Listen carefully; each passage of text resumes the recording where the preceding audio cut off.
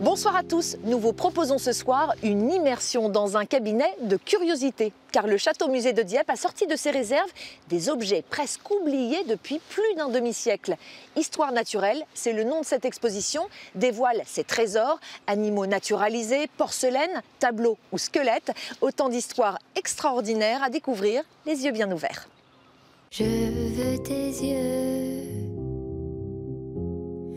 que tes beaux yeux seulement en photo. Ces dorades coryphènes, poissons lune ou albatros, dormaient depuis plus de 60 ans dans les combles du musée, délaissés par des conservateurs plus férus d'art que d'histoire naturelle.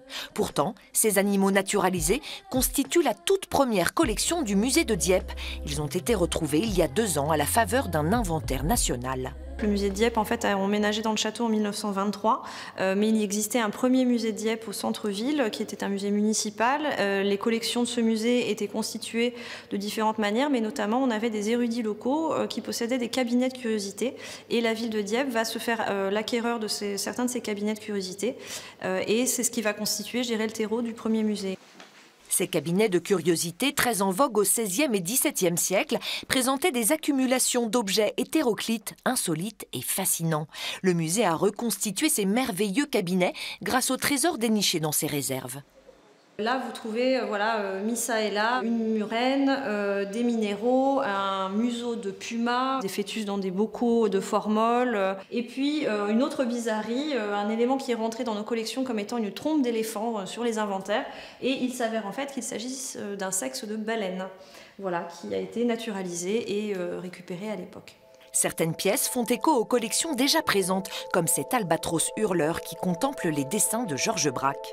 Mais la star de l'expo, c'est sûrement lui, le grand pingouin, une espèce éteinte depuis le milieu du 19e siècle. Il ne reste plus que 40 pingouins de ce type naturalisés dans le monde. Cet oiseau vivait dans les eaux de l'Atlantique Nord.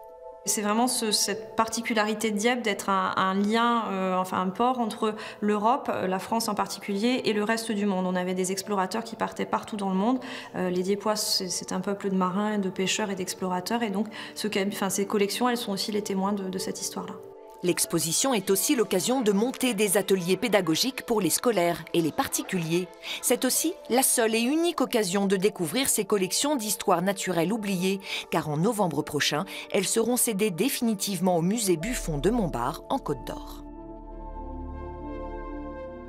Le cirque Arlette Gruss posera son chapiteau sur les quais de Rouen durant les vacances scolaires. Cette année encore, il propose un spectacle magique qui mêle cirque traditionnel et cirque moderne.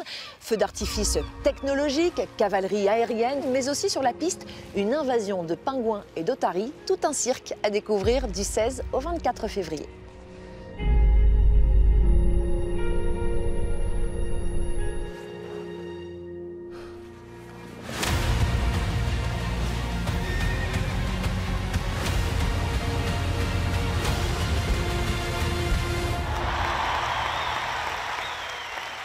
Autre idée de sortie durant les vacances scolaires avec la 5e édition du Festival de cinéma de Wassel. Regard sur la jeunesse du monde propose une quinzaine de films français ou étrangers à revoir ou à découvrir. Un festival pour aiguiser le sens critique des plus jeunes. Parmi ces films, Parvana, l'histoire d'une petite fille de 11 ans qui grandit en Afghanistan sous le régime taliban. Couvrez-vous immédiatement! C'est lui! Il a des livres interdits! Où est-ce qu'ils vont l'emmener? En prison. Papa! Chut, Parvana, tout va s'arranger.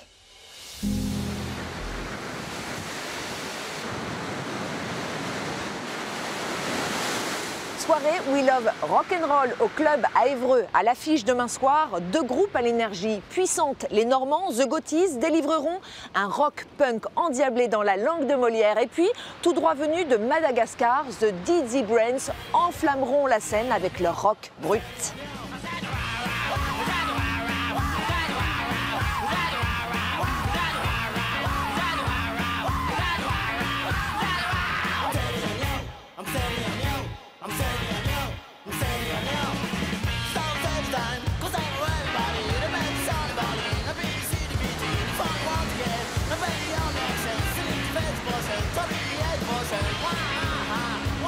Dialogue pour l'avenir, c'est le titre d'une très jolie exposition présentée à la médiathèque de Honfleur. La japonaise Mariko Asai expose ses aquarelles réalisées dans la plus pure tradition orientale. Alliant modernité et tradition, ses œuvres s'inspirent des haïkus, ces petits poèmes japonais qui retranscrivent la beauté fugace d'un instant de vie.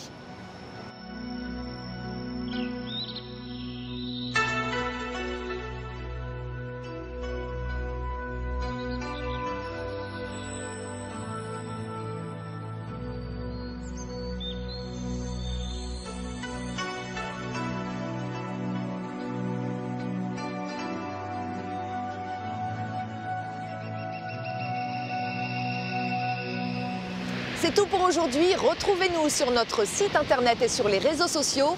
Prochain rendez-vous la semaine prochaine. D'ici là, bien sûr, gardez les yeux bien ouverts.